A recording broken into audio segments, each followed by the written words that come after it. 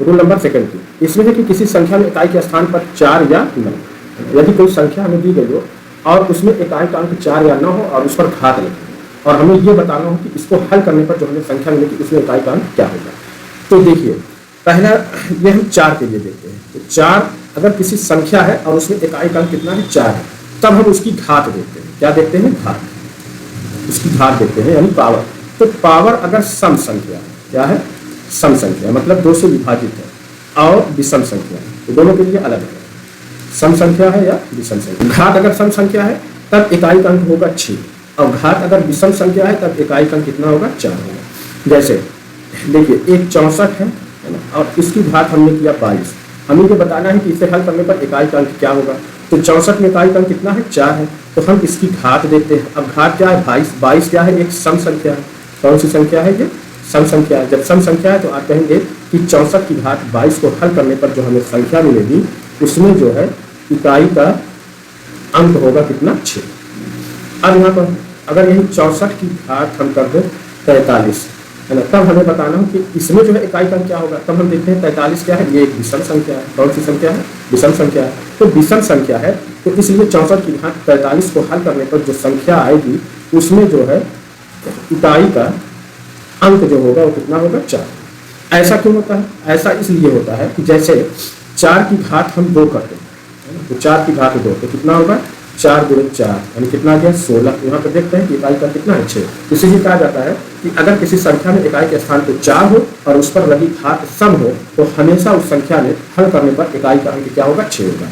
और यहीं पर अगर हम 4 की घात कितना कर दें? 3, ठीक है, तो ये हो जाएगा देखो 4 गुणे 4 गुणे 4 करेंगे तो 4 चौका कितना होता है? 16। 16 में 4 का करोगे तो कितना आएगा? 64।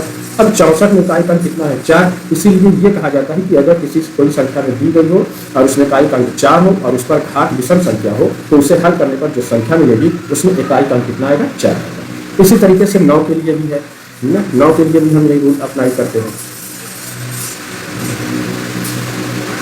अब देखो 9 के लिए कहा जाता है कि जो 4 के लिए वही 9 के लिए। तो 9 है किसी भी संख्या में इकाई का अंक 9 हो और उस पर घात हम देखेंगे। क्या देखेंगे? घात। घात अगर सम है, क्या है? सम है, तब इकाई का अंक कितना आएगा? 1 आएगा। और घात अगर विषम है, कैसी है?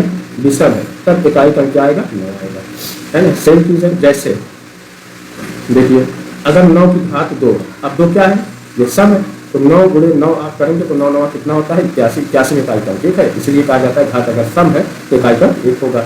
और 9 की पावर 3 कर दें तो 3 का एक विषम संख्या है, तो 9 गुणे 9 और गुणे 9 करेंगे तो कितना आएगा? 9 9 81 और गुणे 9।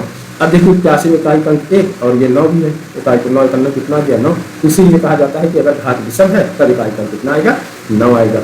अब जैसे कुछ एग्जाम्पल अगर हम ले लें, जैसे मान लीजिए कहा जाए कि 89 है ना, कि घात कितनी है? 99। अब इसमें हमें बताना है कि इसे हल करने पर जो संख्या मिलेगी उसमें इकाई का क्या होगा। तो आप सीधा कह देंगे कि चूंकि इस संख्या में इकाई का अंक 9 है तब हम उसकी घात देखेंगे, है ना। घात देखेंगे तो घात क्या है हमारी? घात ये विषम है, ऐसी है ये विषम है, तो विषम के लिए हमने क्या बताया कि इकाई का अंक क्या होता है? वही संख्या यानी कि 9 ही होगा इसमें। और दूसरी बात अगर ये कहा जाए कि 89 की पावर कितनी है? 104 है, तब इसमें हल करने पर इकाई अंक क्या होगा? इकाई का अंक क्या होगा ये बताइए। तो यहाँ पे 104, 104 क्या है? ये एक सम संख्या है, तो जब सम संख्या होती है तो इकाई का अंक क्या होता है? 1 होता है। इसलिए 89 की घात 104 को हल करने पर जो संख्या मिलेगी उसमें इकाई का अंक कितना होगा? 1 होगा।